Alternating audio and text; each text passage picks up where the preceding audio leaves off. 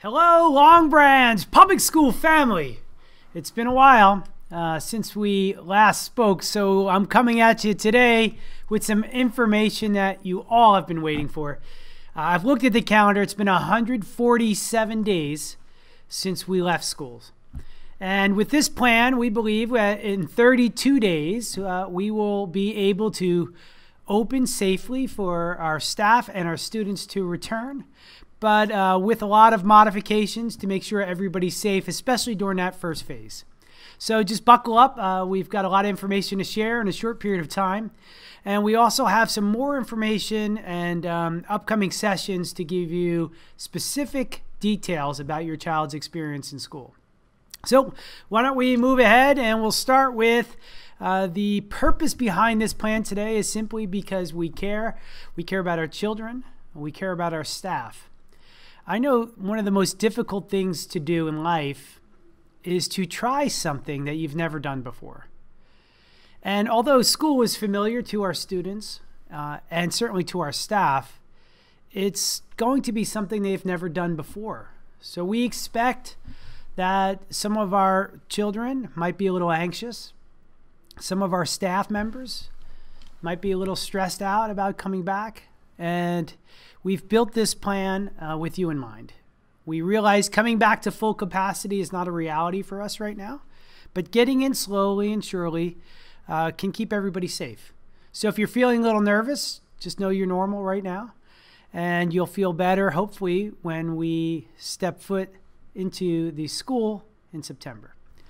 So saying that, and I also want to say this right now, especially to our teachers and our educators out there, our support staff who work with children. It's a really important time, parents, to support this group. I do feel like there's a sense of our teachers and educators being demonized a little bit right now because they're a little fearful about returning. Just understand they need your support now, just like they did in March, and just like you needed our support in March. So parents and family members, community members, let's please support our educators during this time, because to be a little fearful about returning, to be a little nervous about getting back to normal, everybody should feel that way right now. So let's support our creative teachers when they return back in the classroom with our youngsters. Okay, let's move on. Over the next 30 to 40 minutes, I'm going to walk through 10 different areas, and you see them on the screen there. We're going to talk about different models of learning, which you've all heard about. You've heard different vocabulary for those. I've tried to break it down, make it as simple as possible. We're going to talk about some calendar modifications that the board has helped me approve, health and safety protocols, how we're cleaning the schools. We're going to walk through how you're going to get your child to school. Also, what that in-school learning model will look like, what at-home model looks like, how we're picking up meals and how we're feeding children. Also, childcare, potentially some innovation in this space too, and then some more information about specific schedules for you as a teacher, as a secretary, custodian, and certainly as a student. So we'll start out. Number one, here we go. We have certain populations that are exceptional learners that we want to address first and foremost, and that's some of our children with special needs.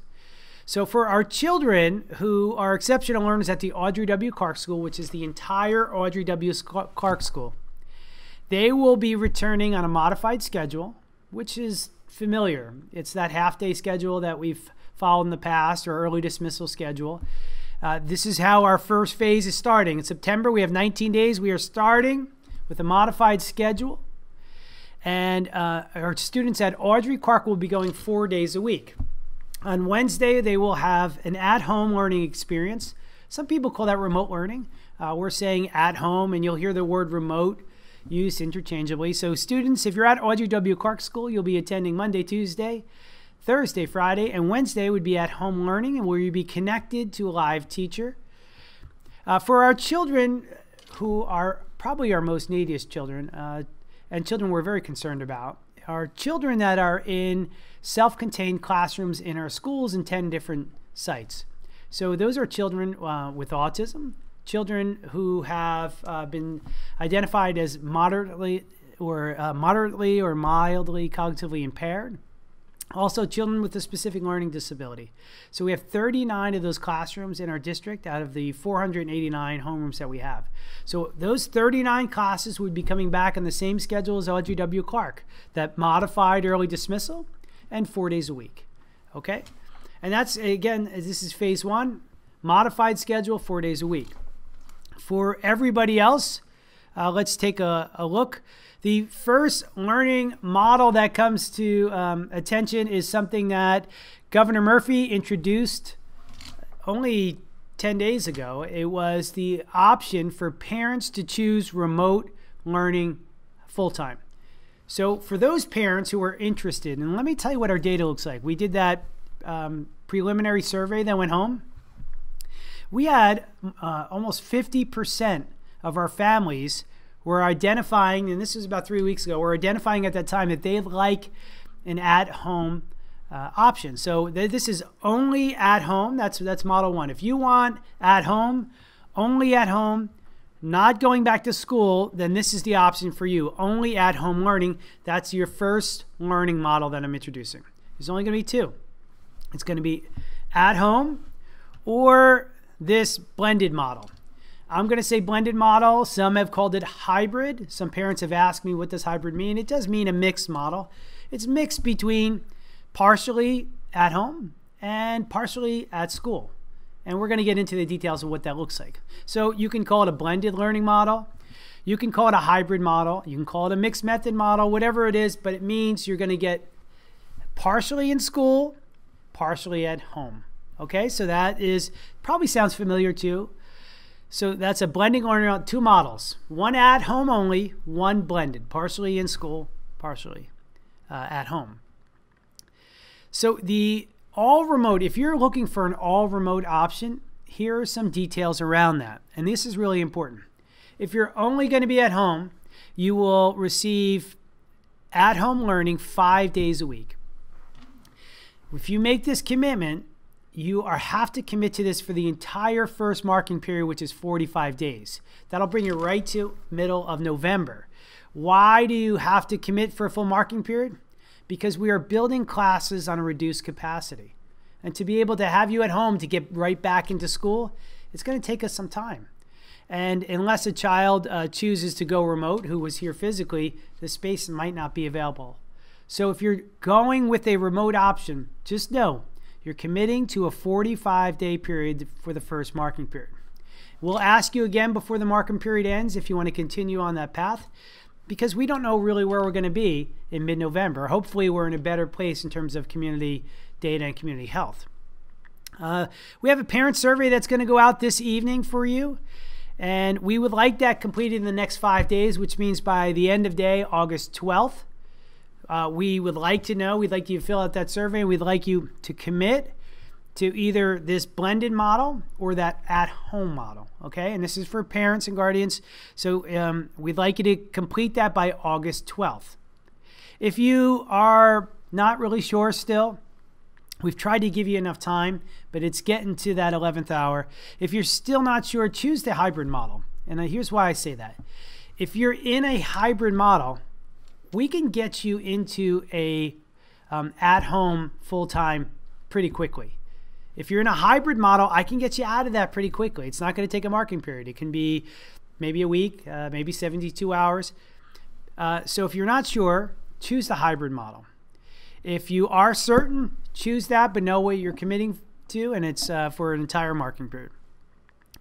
So as I talked about the preliminary survey data, the family webinar during the week of August 17th. So we're going to have if you chose a remote option, if you're going to select that option, that 5 days a week, and we're going to tell you what that looks like, that 5 days a week option, we're going to have a webinar for all of those families, pre-K to 12, to give you some tips on how to navigate that remote experience so that your child gets the most out of it, okay? Let me jump into the blended learning model, which is something that many districts throughout the state are looking at. I'm going to give you 2 samples. To keep everybody safe, this is why you have this model. It's not just because we want to be creative. This model exists because we have to reduce the number of kids in classroom according to the guidance from the New Jersey Department of Education. So we've got to reduce the capacity of students in classroom.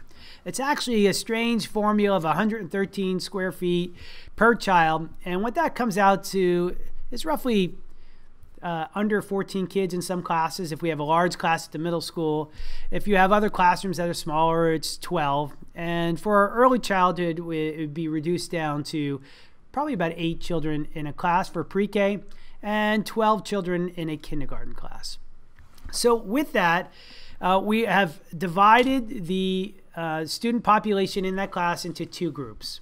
So remote is full remote option is completely out of the question now. They are in a totally different school of their own. And then we have our students who will be reporting. Typically we have in a regular class 20 kids. So we'd be splitting that down the middle, or 22 kids, we'd be cutting it down the middle to 11 or 12.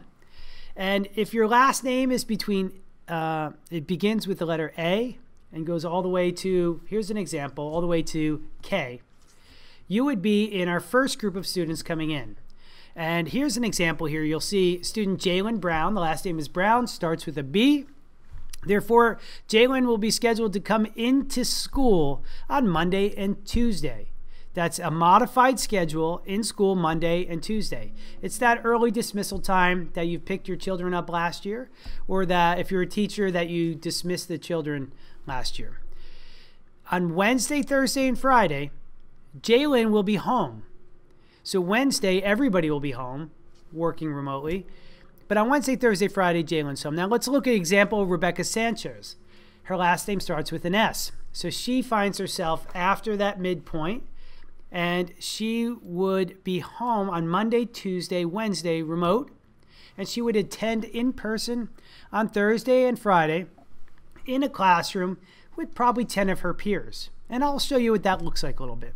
So those are 2 examples. What we're finding in a lot of schools is it's not an even split. In some schools it's A through K, and we're going to let you know that how to get that information in the upcoming weeks. But in some schools it's A through I, other schools it's A through J. So, but I can bet you if your last name begins with the letter M and goes to Z, you're going to be in the second group. All right? Let me move forward here. What does a classroom look like with less than 60% of students in there? So as I said, we divided by the last names, and this is just an example. In group 1, A through K, we report Monday, Tuesday, LZ, Thursday, Friday. If you have a family that the last name of siblings are different, you just have to let us know that. We have information on that, but we would like to know which day you prefer. Obviously, you'd like them on the same day if they're going to the same school. So if they have a different last name, just let us know. We'll make sure we accommodate that request. Okay? For the revised school calendar, to have a little more time for our teachers and our staff for learning, we added a professional development day to the start of the school year, but we also needed to push the student start day to September 8th, right after Labor Day. So all students will come back September 8th. All staff will come back September 1st. They'll come back September 1st, 2nd, and on the 3rd. They'll be off on Friday, and they will all come back on Tuesday. For our instructional assistants, they will be off on Thursday, September 3rd. We've actually taken that in-service day, if you're a staff member out there, from Columbus Day, and we just pushed it to the front of the school year. And then we made some modifications with the end of the year, specifically around Memorial Day and the last day of school. We pushed it back to the 18th. So we did revise that calendar accordingly. So all students will be back September 8th. I know if you're looking for, you might not remember the start time of the school you were in, or maybe the start time of the school you're going to. We have it right on our webpage. There is a tab on our webpage for calendar. You can just click on that calendar tab and it'll bring you to the information you need. Remember, in this modified plan, all students will be learning remotely on Wednesdays, and I'll get into more detail about that. Something that came out last week, which we understand why this occurred, but our governor announced masks are required all day. When Governor Murphy made this statement, it actually forced us to go back and modify our plans again, because we had some expectation to try to get some of our children back full day. But we realize when masks are required all day long, even if you're socially distant, that can be a struggle, not only for our teachers on a 6-hour and 40-minute day, but certainly for our children who may have never even put a mask on before. So as masks are required for all people at all times, according to our governor during the school day, we realized that the only way to go was a modified schedule. So that's why we're calling this phase 1. If we just take a small bite, we look at September, and we'll take a look at community health data, but September only has 19 days. Let's just start there and say, okay, wearing the mask for 19 days, we can get through the first 19 days. That does require mask indoor. Outside, there will be opportunities for children to remove their protective gear if they are socially distant. What will your morning routine look like for our children? If you're watching this, you might be familiar with some of these characters. The artist that wrote your books for Peek a Pack actually drew these up for us. The morning routine for everybody actually will be a simple medical screening, asking yourself some questions. In order to help you with this, we were working with our crisis application, Crisis Go, and they will send an email to every single staff member every single morning, and an email to every single family for every child. You simply click on the email and there's a report button. I actually did it this morning and it was so simple. I went through and I checked off if I had any symptoms, and then I entered my temperature and I hit submit. It let me know automatically if I was able to go to school or not. So if my temperature was too high, I certainly wouldn't be able to go to school. If your temperature is over 100.3, then you would actually have to be home and you would have to call in sick that day, whether you're a staff member or a student. But in the morning, you would get this email, and we would like you to fill this out before any child got on a bus to go to school. This helps to make sure we keep all the students and our bus personnel safe. Once you fill this out, it's kind of like an easy pass when you come to school. But just as an added security measure, we will be taking temperatures at the school as well for staff and for students. Once we realize everybody's getting the hang of our Easy Pass process, then we can process students differently in the morning. But until that time, and let's say that might be October, we're going to make sure that we have kiosks where temperatures are being read as soon as you enter the door. So your morning routine would be a temperature check and a medical screening questionnaire. Also, a travel questionnaire you'd fill out, and we would have it in our dashboard immediately in the morning. I think once the staff start trying this, they're going to see how simple it is and how important it is as well. The next piece, once you eat breakfast at home, once you take your temperature, once you send your survey in, you head to the bus stop. If you notice in this picture right here, you see a parent putting a mask on a child. In order to get on one of our buses or one of our vendor buses, each child must have a mask on. Now, we will spread them out in the bus. They will load from the back all the way to the front, and they will dismiss from the front all the way to the back. We will spread each person out, and bus rides are going to be silent, boys and girls, so that everybody stays safe. We know that this virus is spread through conversation, through talking, and close proximity, and we're going to limit all of those things on our buses.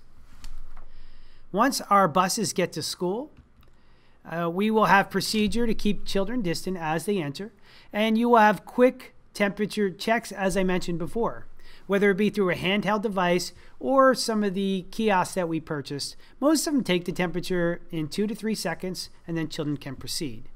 But what that does look like, that some of the normal student flow that you have at the school changes. So some of your entrances and exits may be altered this year, and that's why we're going to have webinar series for parents and staff that we'll talk about toward the end. We also are taking a look at closing some real common areas, whether it be faculty lounges that promote socialization, large group areas. We want to make sure when we're using them, we're not performing heavy aerobic activity. And you'll see, obviously, the big X over the lockers here. Sorry, boys and girls, lockers are going to be off limits to start the year. And frankly, many of you were throwing most of the things in your book bag anyway, so I don't think it's going to be a big change. Water fountains, though, we're not going to use those in school. We will have those boxed off. So if you want to bring a water bottle to school of your own, certainly feel free to do so. So when you walk into school, you will have plenty of signs. We've purchased 3,500 decals that are going to label and identify, where you should be washing your hands, how to keep socially distant. You've seen these in the store, whether you're in Home Depot, Wegmans, ShopRite, Walmart. The signs are everywhere. Our schools are going to look very similar. We also have directions in the hallway to minimize traffic so that we don't have groups of students walking toward another group of students. So what that means at the high school is a real slow departure from class. So when you walk into class after your temperature screening, everybody's required to have a 20-second hand sanitation, and then they sit down for learning. They will keep their mask on. And I'll tell you, we have protected gear. If you don't have your own, we have protected gear for all of our staff and for our students. But once they leave the class, they're going to be dismissed. Like I said, sorry, high schoolers, you're going to be dismissed like you were in elementary. One child at a time, spaced out in between. All those going in the right direction will be exited first. Those going in the left will be exited second. And then they would enter their next class. Remember, we are on that modified schedule. For middle school, we are attempting to keep 4 classes together so that they rotate in a pod. For elementary school, the children would be self-contained all day long in one classroom. Okay. So let me move on in terms of the initial screening practices. In order to do this, it doesn't sound intense, but let me tell you what we had to do. So in order to make sure we can get half the capacity in each school, which are thousands of kids each day, we've purchased over 180 handheld temperature readers, 36 standing temperature readers. Those are those 2-second ones where you walk up to. You're about 8 inches away. It reads your temperature. If you're under 100, they send you on your way. If you're over that mark, you get a red blip, and then you have to go to an area we're calling an isolation area, and I'll get into that. We also have protective equipment. We've ordered more than 10,000 surgical masks, 10,000 face masks. I actually have some of those here. We have surgical masks here, which are simple, easy to breathe. We actually have face shields, which are on here. We have ones for our youth that fit our youngest kids. We have 6,000 of those. We have 10,000 for our adults, which are middle school age students all the way through high school, and our staff. You'll see the numbers here. We have cloth masks for students and for our adults.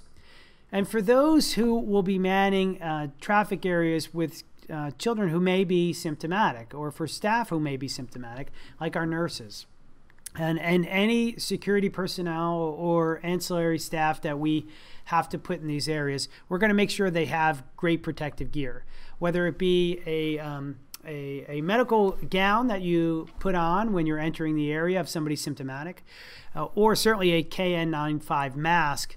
We feel would be appropriate. So we have a few people in each school that would require this level of protective equipment, and we'll make sure that we're providing it for them. Now, if you're a student at home and you've bought a really cool mask, don't worry about it. You can bring that to school as well. If you're a teacher and you have purchased a very expensive mask, sure, bring it on in. Secretary, staff member, anybody who's interfacing with somebody, if they've got some gear they feel comfortable with, bring it on in. We're going to welcome it. And even if you want to wear scrubs to work, we're going to open that door too, because we realize we're just trying to keep you safe. And if that's what makes you feel safe, bring it on in. It's welcomed. Each day when you come in for screening, if you present a symptom, where if somebody asks you a medical question, how does your stomach feel today? Have you had a temperature? How does your throat feel? And you answer yes to any of those, either in your home screening or at school, you're going to go to an isolation area. We're going to have our nurses and anybody assigned to our medical team or a pandemic team in each school, we're going to have them follow through. And if it may require children going home, potentially on a more frequent basis than we've seen in the past. Let's be honest, a child with a runny nose last year in September, no big deal. This year, it actually is a bigger deal. So we ask parents, if your child does have a temperature at home, let us know. Please, if you're going to give them Tylenol, they cannot go to school with So even if their temperature has decreased, they're going to have to stay home. So if you're seeing a temp at home, you got to let us know. Certainly you can give Tylenol or any treatment, but well, we need to know that as well. And that goes for staff too. Okay, in the event somebody needs an additional medical review, parents may have to bring children to either the FQHC or their personal pediatrician for a follow-up. And we would have to, if there's anybody who has symptoms or received a test that was positive, we'd be in direct communication with our community health officer, Sid Johnson, and his team, who've been amazing through this. And then they actually help guide us through the rest of the process. For our cleaning protocols, in order to make sure you feel comfortable and safe in coming in, I want you to know we've boosted this process up quite a bit.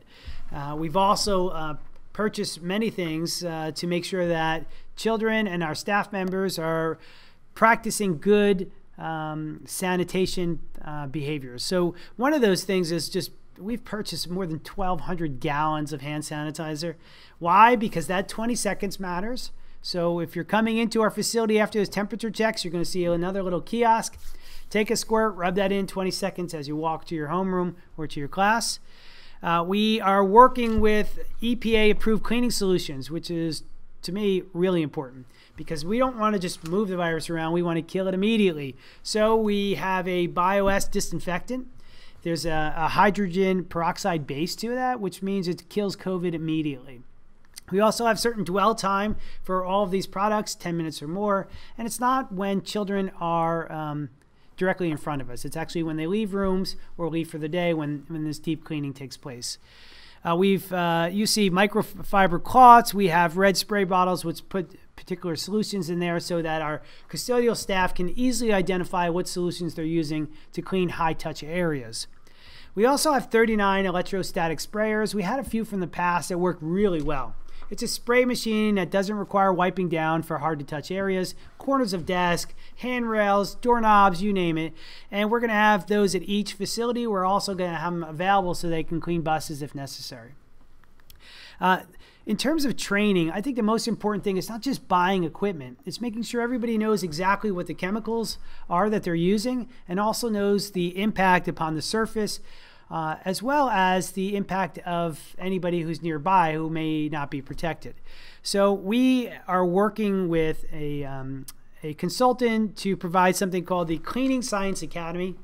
There are 13 sessions for our cleaning crew, our custodians, our men and women who've been working as essential workers since March. For our facilities, maintenance, and grounds workers as well, they will go through this 13-session series, and we believe they're going to be well prepared. We also have our consultant coming in to talk to them about excellent techniques for our electrostatic sprayers so that they know they're not just using a new toy, that they're using protective equipment that helps keep our students and our staff safe.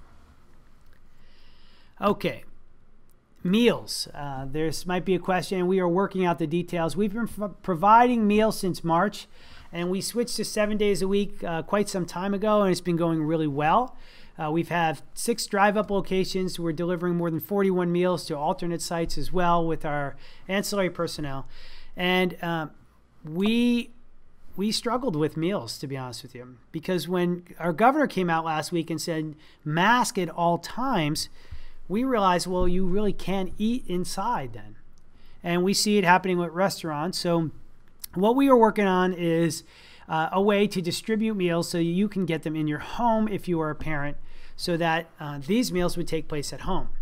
One of the options is to make sure breakfasts are picked up, potentially 1 day a week on that Wednesdays when it's remote, and you'll have enough breakfast for 5 days. And potentially the lunch could be grab and go. And those working remote will still have those satellite campuses where you can come and pick up during specific times and locations. But it does look like all meals will be at home. We will provide them, but you will be eating those meals at home. So breakfast before the bell, before you get on the bus now, and a grab and go meal that can be taken home with you or that we've provided for you to give when the children get home. Remember, they're going to be getting home around 12:30 to 1:30, somewhere in that time range with a modified schedule. So it certainly fits within that lunch time period.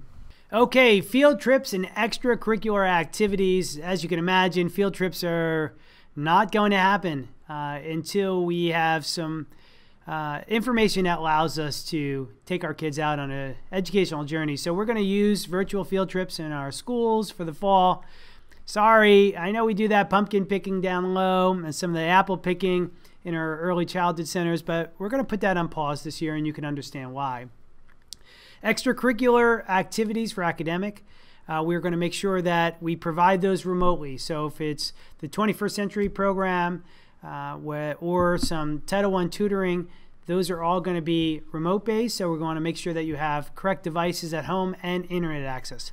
I will say I was really happy to see the data that came back that said more than 97% of our families now have internet access. And I know that's because we provided more than 1,000 families with access through devices. If you do not have access, work with us. Please reach out to your child's school, connect with us. We'll make sure you get the devices you need for learning this fall. Childcare, many of you probably have questions about this. We are working with our childcare vendors to provide childcare to fill the rest of the day. I know if you're a working parent, this schedule is probably driving you insane. I do understand that. But with our guidelines right now and to keep everybody safe, this is the way we have to phase in our beginning. So when your child has a half day of school, you will have the opportunity to sign up for childcare just like any other modified schedule day. The child care provider must abide by our protocols in school. So being socially distant, wearing masks, taking learning outside as frequently as possible, really important. So we will provide that for the days that your child is in school. On Wednesdays, that remote day, we will have child care available. It won't be at every site though, because Wednesday will be a full remote day for everybody. We will we'll identify the number of parents requesting that Wednesday for childcare. You will pay a fee for that, obviously. And then we would have the site that you can bring your child to. In the past, we've done one early childhood site for early childhood children, and we've done one elementary site for elementary age children. On Wednesdays, no matter what group you are in, the Monday, Tuesday group with Jalen Brown as that example, or the Thursday, Friday group with Miss Santiago. No matter what group you're in, you'd be eligible for Wednesday childcare, okay? If your child is coming to school on Thursday, Friday, that means you could drop them off on Wednesday for a full day, if you so choose. You can extend the day on Thursday and Friday for them. So essentially, you could have childcare for 3 days out of the 5-day week. For staff, when we filled out our survey, about 300 of our staff members said that they have elementary age children that they would need childcare for. We did see that about 180 of our staff members said they would take advantage of that. So we are working with our childcare provider to provide a full day option when you are working. So if you can bring your child here while you're working, they can connect remotely to their school. All right. Again, this is a half day option. It says full day, but it's actually a half day option. And again, the safety protocols will follow the exact protocols that we have in our schools. Now, for those of you, no matter what model you selected, a full day remote model or a blended learning model, you're going to be online in some way, shape, or form.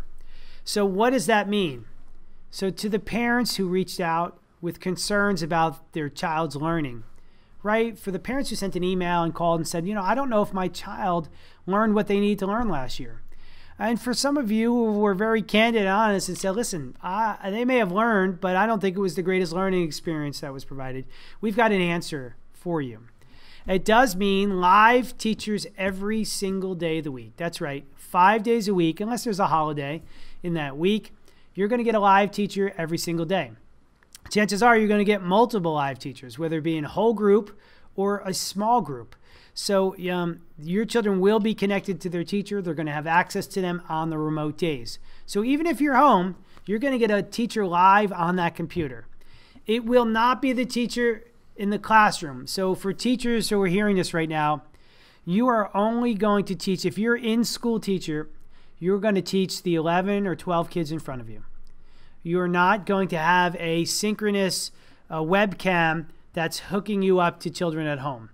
That is a plan in other districts. I actually think it's a creative plan, but at the same time, I would have a tough time, and I feel pretty comfortable with technology. I would have a tough time managing a Zoom lesson and having 11 children in front of me. So I think right now for phase one, let's take a look at this. You're going to have, if you're a teacher, you're going to have the 11 in front of you, and somebody else will be teaching the children remotely. That remote experience is going to be much better. It's going to be small group, whole group session. It's going to be, they're going to set the children on a course for some adaptive programming. So a teacher would come on in the morning, give the direction of the day, meet with small groups, provide a course of learning where they would tell a child to log into this platform or program, and then set their learning for the day, and then they would do a closing activity. We even have the capabilities now through some of the programs that we purchased over the summer to provide some assessments when children come in so we can identify their learning level. All right. So you're going to get this whole new wave digital experience. It's not going to be the experience you received in March. It's going to be a much better, more rigorous experience, especially for our high school age children who are getting ready to go on to college. Actually, I think it's probably a good preparation because many colleges are remote now too. Okay, how do you get more specific information? I gave some broad information out in terms of models, calendar revision, schedules, development, training, protective gear, purchasing. I gave a lot of information out. But you're probably saying, so what about my child? So how are we going to get you that information? Or what about my schedule as a faculty member or a staff member? So for district faculty and staff, I am going to be scheduling some webinars for you next week. And they're going to be recorded, so if you can't make it, I understand, it's summer. But it's going to give you the opportunity to ask some questions and listen so that you feel comfortable and secure when coming back. We're going to break it up into 2 groups just because the group is too large. So we'll have our pre-K to 5 group come in during one session, our grades 6 through 12 in district offices in another session. And that'll give you an opportunity to get some more intimate information about how to get your schedule. Also, potentially how to inform us that you need an accommodation. And this goes for students as well. So we're going to need to know if you need a particular accommodation. We will work that by, we will work those accommodations based upon health. That's going to be our #1 priority. And then we're going to narrow it down based upon situation. So an example would be if you were health compromised and really needed accommodation, such as remote learning or something else, we would ask you to fill out an accommodations form. If you don't have a particular accommodation because of health, maybe you just have a request that you'd prefer to teach in person or you prefer to teach home. We would handle that through our district office as well. So don't get too nervous before you fill out a leave because you're concerned. Just reach out, let us know your situation, and we will try to work with you. The same thing for students and families. If you have a particular situation, before you jump into a remote environment, reach out to us. Let us know how we can help you on this journey. Okay? So we will have you remember back to school nights. Obviously, we're not going to have those. So we're going to push those up, back to school webinars for staff that your principals will hold to allow you to take a look at your class roster. Those are being developed. As soon as we get that survey back from parents, we can actually finalize those rosters. Back to school webinars for all families, so you can get more specific information about your child's schedule, how they get on a bus, where their bus stop is. All that information will come through those webinars. And those will bring us right to the start of school. So over the next 3 weeks, we're going to be putting out a lot more information. Just stay tuned. If you have questions, you know how to get in touch with us. I know that because you have been so far. And I just direct you, start with your school because we have staff in place now. And if they can answer your questions, please come on over to us at Central Office. As always, I'm always trying to fill you with some information and some seeds of thought. This is going to be new for all of us. Let's be patient. Let's still work together with the same level of commitment and collaboration we had in late spring. I know many of us feel like they're over this. They're over this COVID-19. They're over this experience. They're over 2020. I understand that. But let's just stay focused and committed to getting through whatever this next phase is, so that we eventually can increase the time children are in school, increase the number of kids in each class, and hopefully that will happen before 2021 rolls around. All right? Thanks again to your commitment. I do want to give a shout out to all the families, all the staff members who've been very patient. We'll start there. And certainly to our students who were so flexible in their learning. Our greater community, I want to acknowledge Monmouth Medical Center, our mayor, city council. There's so many collaborators, the central office team, supervisors, the administrators who work tirelessly on schedules for all of our students. And then the greater community, Restart Ed Group, the Department of Education, Rutgers University, all have helped contribute in some way to this plan. And certainly our Board of Education, who has been so flexible with their schedule, altering their personal life so that we can make sure these plans are in place for our children. So I wish you the best and a great start. I'll be speaking to many of you next week and in the future weeks to come. And if this plan will only change drastically if we are hearing from our governor again with another modification. If the governor offers another major modification, this plan could be altered. So I'm just ending with that. All right, everybody. As always, thanks, and go Green Wave.